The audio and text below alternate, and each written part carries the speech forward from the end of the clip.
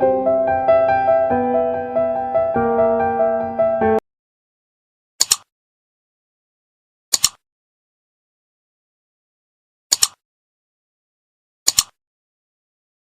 1. Visitors at Duliatal. Adapted from Tinku at Duliatal by Swapna Dutta. Tinku was greatly excited. Two of her aunts Moni Mashi and Nutu Pishi were coming to Duliatal for a visit. Both were teachers. Moni Mashi taught in a school in Calcutta and Nutu Pishi, somewhere in the suburbs. They had not been to the hills before. "What will they think of Duliatal?" asked Tinku. "They'll love it, won't they?" "I hope so," said Tinku's mother. "I only hope it doesn't rain when they arrive." "Why not?" asked Tinku, surprised. "It's lovely when it rains. All the little streams become rivers where we can sail boats." Tinku's mother laughed. "You used to hate the rains too, Tinku," she said.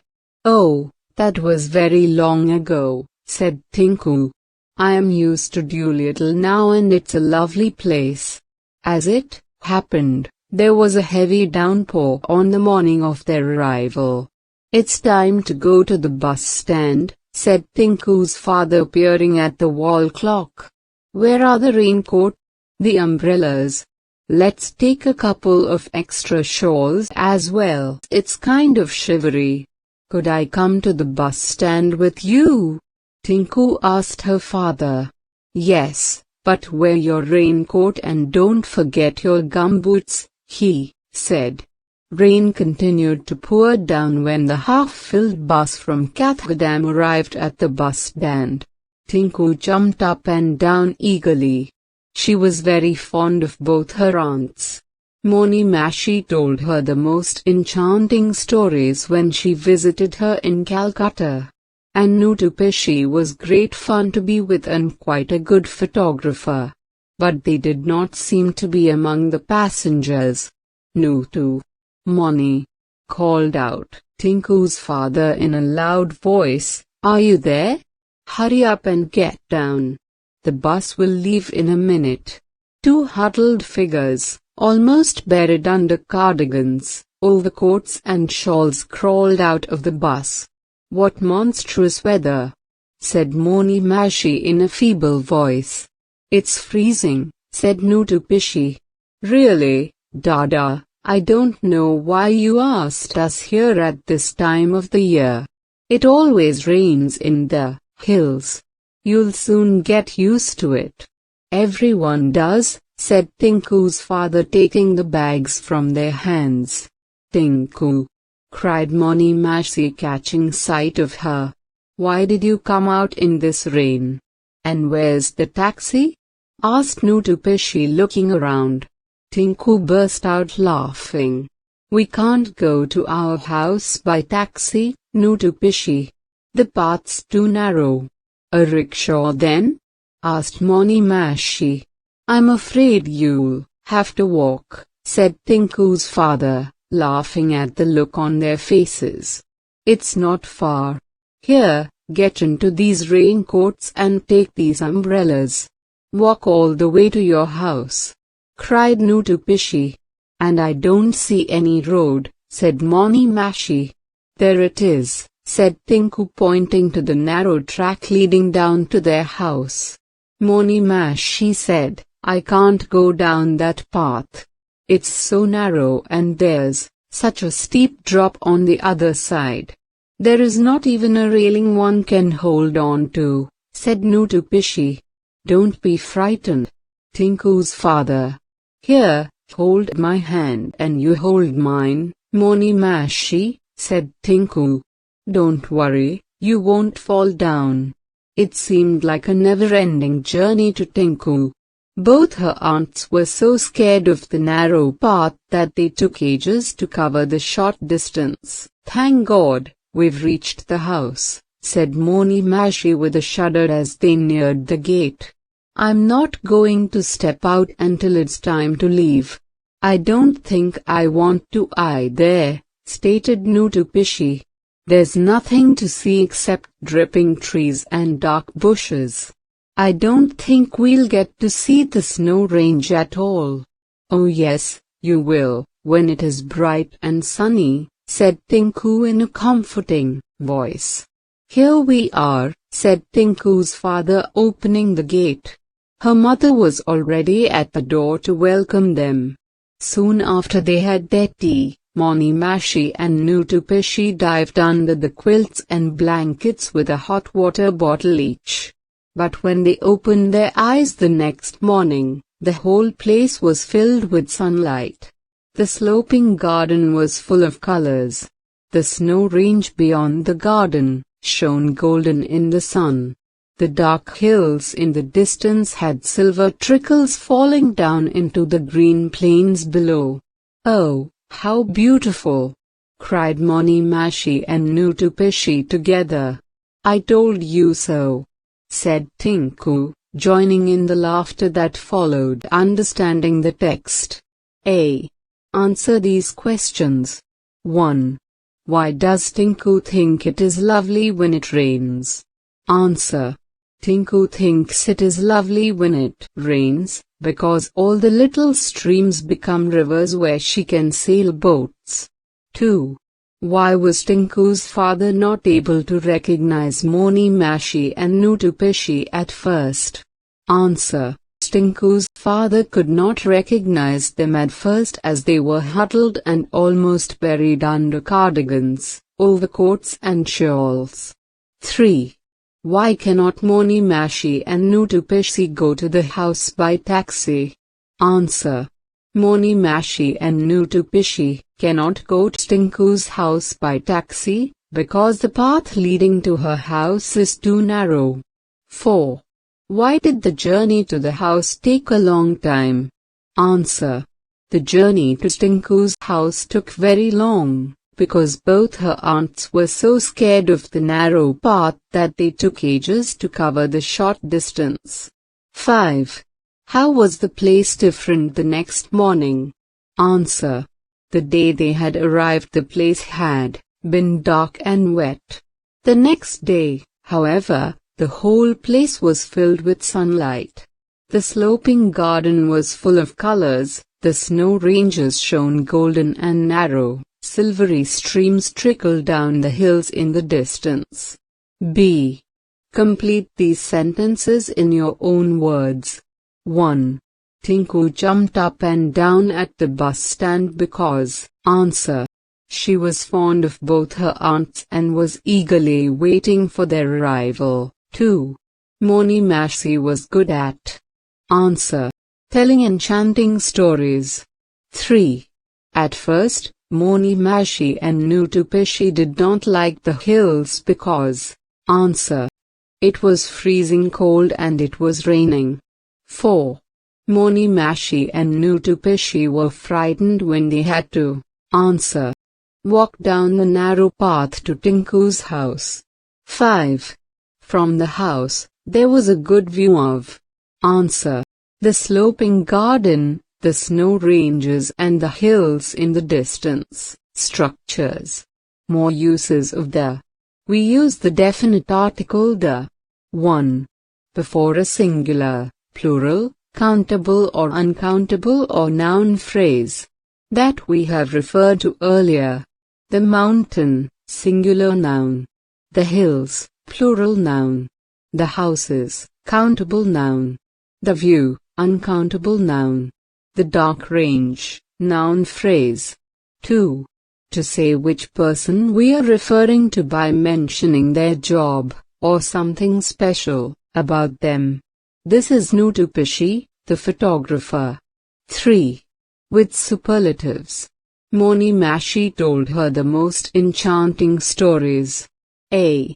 Add the in the correct places and complete this paragraph in your notebook.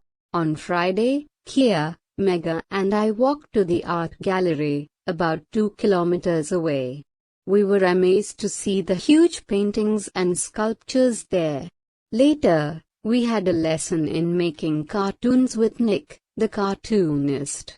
My cartoon was not the best, but it was much better than the cartoons I usually draw. Revision, main verbs and auxiliary verbs.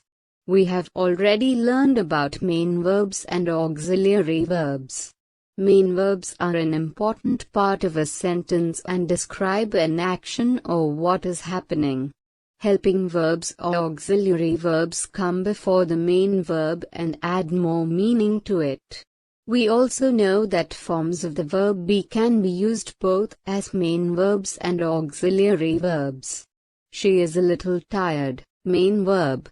I was at the library earlier today. Main verb. I am reading a book. Auxiliary verb. He was walking down the road. Auxiliary verb. B. Match the sentence parts to complete these sentences. Then identify whether the verb be is used as the main verb or auxiliary verb. 1. Girish is a teacher in our school. Main verb. 2. Sheila and Suraj were working together on the science project. Auxiliary verb. 3. The match was a draw. Main verb. 4. She is planning to come to the dance show tomorrow. Auxiliary verb. 5. The elephant is searching for its lost calf. Auxiliary verb. 6. The children were happy to go out. Main verb. Words in use. Collocations. Look at these phrases. Heavy downpour. Steep drop. Narrow path. Notice how the adjectives heavy, steep and narrow combine together with the nouns downpour, drop and path. Some adjectives combine naturally with some nouns more than they do with others. Such word combinations are called collocations. A.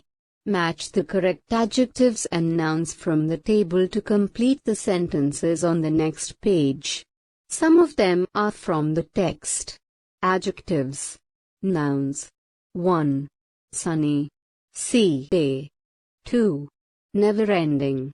A. Journey. 3. Short. E. Distance. 4. Strong. F. Winds. 5. Loud. B.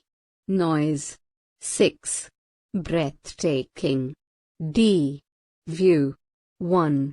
The rains have forced me to stay indoors for too long. Can hardly wait for an answer. Sunny day. 2. It is only a. From here to the waterfall. We can walk there in 10 minutes. Answer. Never-ending journey. 3. The car was so slow that traveling even 2 kilometers in it seemed like a. Answer. Short distance. 4. I was working on my project when I suddenly heard a coming from outside. Answer. Strong winds. 5. The house boasts a view of the hills. It is such a sight to see. Answer. Loud noise. 6. The cause the fallen leaves to fly about everywhere. Answer. Breathtaking view. Antonyms. B. The words in the box mean the opposite of the highlighted words. Choose one to complete each phrase. Loud. Empty. Gentle. Light. Boring. Wide. 1. Enchanting stories stories. Answer. Boring. 2. Crowded streets streets. Answer. Empty. 3. Too narrow Answer. Wide. 4. A heavy downpour shower. Answer. Light. 5. A feeble voice voice. Answer. Loud. 6. A steep slope slope. Answer. Gentle. Functions. Expressing preferences. When new to Pesci arrived in Duliatal, she preferred to take a taxi rather than walk all the way to the house. She said, "And where's the taxi?" "Walk all the way to your house." She could have said, I'd rather take a taxi than walk. Prefer taking a taxi to walking. A. Write sentences expressing your preferences politely, using these hints. 1. Rainy weather, sunny weather. Prefer. 2. Answer. I prefer rainy weather to sunny weather. 2. Eat now, feel hungry later. I'd rather. Than. Answer. I'd rather eat now, than feel hungry later. 3. Reading books, watching the television. Prefer to. Answer. I prefer reading books to watching the television. 4. Staying in big city, small village. Prefer to. Answer. I prefer staying in a big city to staying in a small village. 5. Play in the house, go out in the rain. I'd rather. Than. Answer. I'd rather play in the house than go out in the rain. B. Now work in pairs. Ask each other questions using these hints and offer answers. Use would you rather or do you prefer or. 1. Go in summer, winter. Answer. Would you rather go in summer or in winter? 2. Being indoors, outdoors. Answer. Do you prefer being indoors or outdoors? 3. Visit the seaside, mountains. Answer. Do you prefer visiting the seaside or the mountains? 4. Finish the work now, later. Answer. Would you rather finish the work now or later? Dictionary work. Homophones. Read these sentences. Tinku knew her aunts were coming. Is that a new book? Some words have the same sound, but have a different spelling and meaning. These are called homophones. Choose the correct homophones from the box to complete these sentences. Use the mini dictionary at the end of the book to help you. Stare, stare. Hair, hair. Fair, fair. Bear, bear. 1. It is rude to at people. It makes them feel uncomfortable. Answer. Stare. 2. I wish you would comb your neatly. Answer. Hair. 3. The for this bus journey is 20 rupees. Answer. Fare. 4. I was walking through the forest when saw a big brown. Answer. Bear. Spelling. Lee words. Look at these Lee words carefully. Eager. Eagerly. Happy. Happily. Careful. Carefully. Simple. Simply. Entire. Entirely. Accident. Accidentally. Add Lee to these words. Make changes in spelling, if required. Complete the sentences using the correct Lee words. Merry. Angry. Fierce. Majestic. Able. Idle. 1. Don't do that, the man shouted when the children tried to pluck some flowers from his garden. Answer. Angrily. 2. Anna lay on the grass and stared at the blue sky. Answer. Idly. 3. The children laughed and played games the whole day. Answer. Merrily. 4. The huge mountains rose in front of us. Answer. Majestically. 5. The dog growled and we ran away. Answer. Fiercely. 6. Rajesh does all his work quite. Answer. Ably. Writing. Completing a story. Here is Moni Mashi telling the story herself. Complete the story in your own words. 1. When we reached Duliatal, I asked Tinku why she had come out. Answer. In the heavy rain. 2. When Nutu asked them where the was, Tinku burst out. Answer. The taxi was, laughing. 3. Since the path to the house was we had. Answer. Too narrow, to walk the whole way. 4. I refused to go down the path because there was a on the other side. Answer. A steep drop. 5. But Tinku and led me down the path. Answer. Held my hand. 6. Nutu and I were so but at last we. Answer. Scared, we reached the house. 7. Once inside, we the quilts and blankets. Answer. We dived under. 8. The next morning, the whole place was full of colors. Answer. Filled with sunlight.